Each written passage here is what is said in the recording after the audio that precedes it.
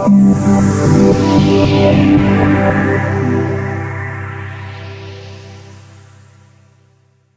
everyone, thanks for joining us once again. We have Midland Health Services and we have Monica joining us. Now, Monica is a health inspector for the city of Midland, so she kind of knows all the safety rules that are in place. But today we're talking about leftovers. So something I'm sure we're all guilty of doing. Maybe you go out to a restaurant, you come home, you have your leftovers, but how are you safely storing them? So let's talk about that first. So Monica, thanks for joining us.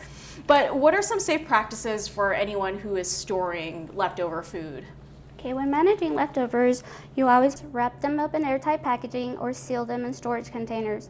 These practices help keep bacteria out, retain moisture, and prevent leftovers from picking up odors in the refrigerator. Immediately refrigerate or freeze the wrapped leftovers for rapid cooling. And then when reheating leftovers, be sure they reach a temperature of 165.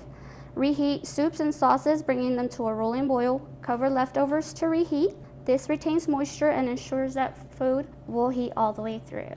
So whenever we're talking, so I'm seeing on this graphic right here, if we could pop that back up again, so 3 to 4 days, that's the ideal time. So anything past that, that's kind of creating like a foundation for bacteria to grow. Okay, and then, so I didn't know this part, but I am someone who does freeze my leftovers a lot, but that causes loss of flavor.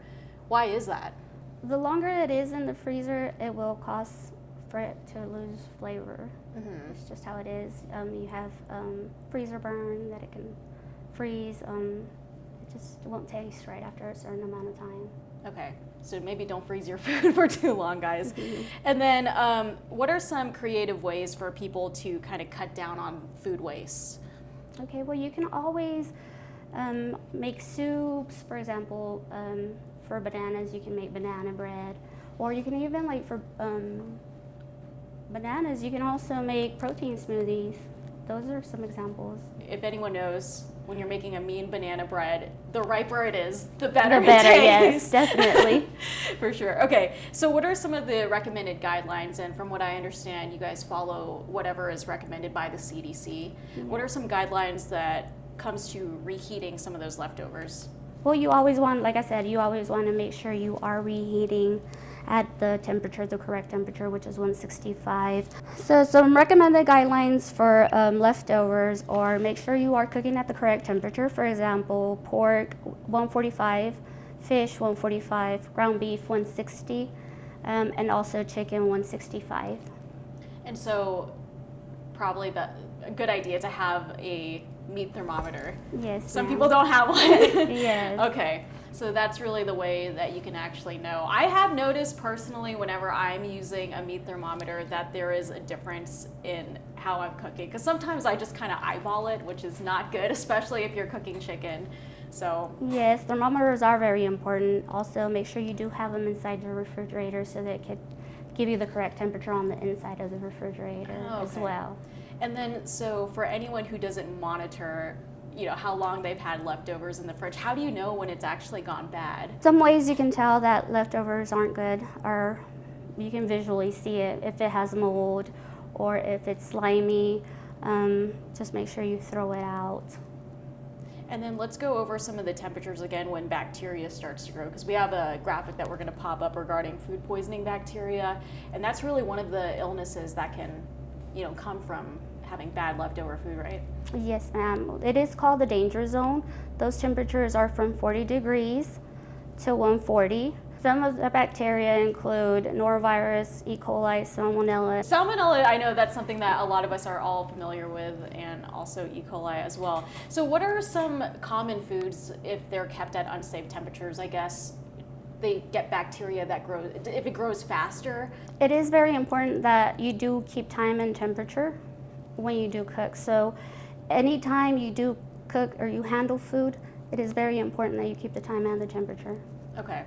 So always have that. Always, yeah, have that in mind that when you are cooking, the temperature and the time is very important on all the food. And then is meat the one that tends to get bad the most out of all the food groups, or does it really just depend on the situation and the temperatures in which the food is? No, you always want to keep the temperatures when it comes to you cooking any food, not just meat. Bacteria can grow on any food after it's cooked. So that's why it's so important that you always freeze and refrigerate your food after you're done with it as soon as possible. And don't forget, guys, I know some of you guys who kind of like leave the food in the fridge. I know I'm guilty of that too. Sometimes they just keep it stores in the back and I'm like, oh, it gets all frozen and gross. Okay.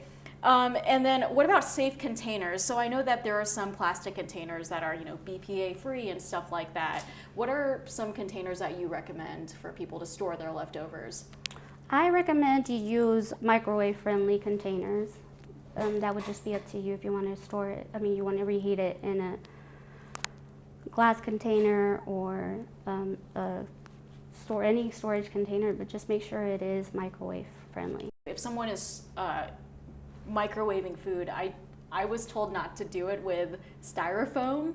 Is that bad? That would just be up to you. I mean, just what I would recommend is if you are storing it if you are heating it in the styrofoam, make sure you are getting all the spots to be at the correct temperature. Make sure you don't have no cold spots. While we're still talking about leftovers, I did see this story last year about this teen who I think he was eating pasta. Then he got super sick that he had to get his legs amputated and his fingers amputated. Why is that, and why did that happen? When it comes to that story, that's why it's so important that you do know what the symptoms are. If you have diarrhea, if you have constant vomiting, it is recommended you go see your doctor as soon as possible.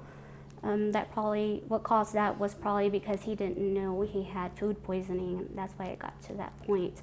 But it is recommended that you do go see your doctor and try to get a diagnosis as soon as possible. And so, I mean, with your experience as a health inspector, is it difficult whenever you get reports of people who get food poisoning and then it's hard to kind of track down where that comes from?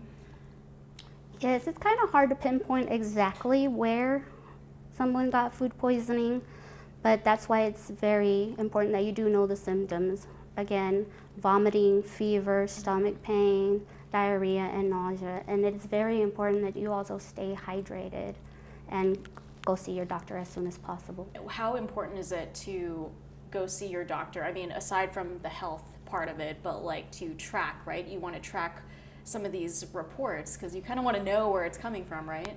Yes, ma'am. So once you do have a diagnosis, it's very important that we do try to track and investigate where it came from. So I would suggest you call the health department so that way we can go ahead and do an investigation and try to pinpoint exactly where you got food poisoning from. And I'm just curious, but how long does it take for the health department to kind of look into this for, let's say, one report of a foodborne illness? So whenever we get complaints, we try to work them as soon as possible, just because we are trying to investigate where the food poisoning is coming from. We have to always make sure that the restaurants are cooling correctly, that they are cooking the food correctly, and then make sure that they are having safe practices. For example, washing their hands, and then making sure that they are serving the food at the correct temperature as well. That's really the key here, guys. Make sure you just always know the right temperature in which you are cooking up your food. Okay, and then let's talk about leftovers. So leftover that you've just kind of had for a while. Is it still the same concept? You just need to understand that it needs to be cooked at a certain temperature? Yes, ma'am. Leftovers, I recommend you only do it once, just because the taste of the food isn't going to be the same after you reheat it and then put it back in the fridge. So I recommend you always just do it once and then dispose of it. And then what about, like, let's say you go to a restaurant, you get food, and it's hot here in West Texas, right? So you leave your food in the car, but you're making a pit stop somewhere, like, I don't know, meeting with another friend, for example. What are some ways where people can prevent doing that and just leaving their food? Because then you come back and then your car smells like food. So what are some tips or advice that you can give to someone? Okay, some tips that I would give: if you are traveling for more than an hour, then just don't take them, just because here in West Texas it is very hot. But for example, if you are taking your leftovers to work, for example, or you're going straight to work, It's safe for you to transfer them, and then always make sure you do cool them as soon as you get to work. But if you are traveling more than an hour, then make sure you do have a cooler, or make sure you store them in the correct temperature, which should be less than 40. Yeah. Either ice it or, just make sure it's stored at the correct temperature. Okay, that's actually a rule that I need, something I need to start doing, because I'm a little guilty of that. But all right, well, is there anything else that you'd like anyone else to know out there regarding just food safety or foodborne illnesses? What are some things that the health department offers to people as far as resources go? So when it comes to food safety, always just make sure that you do know the 4 rules, which is hand washing, make sure your cleanliness of the kitchen, make sure you are separating your food and not cross-contaminating, and then make sure you are also cooking at the correct temperature and then storing your food safely.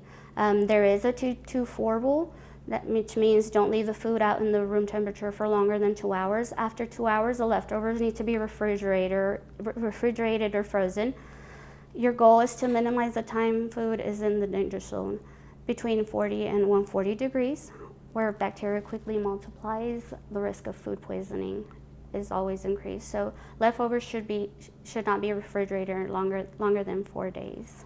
And I think one of the things that has helped me is to put the date right on the container when you're storing it. Yes, make sure you always label and date everything you put inside the refrigerator, so that way you are aware when you cooked it and when you put it inside the refrigerator. Okay, awesome. Well, thank you, Monica, for joining us. I hope that everyone who watched this, that you got something out of today. And I guess the one thing is, if you don't have a meat thermometer, get one. Yes. It is life-changing, and it is great, and it's also important to keep your health at bay. So thank you guys once again for joining us. If you want to see more interviews that we have done with the health department, just be sure to log on to newswest9.com and also our app 9plus. We'll see you guys next time.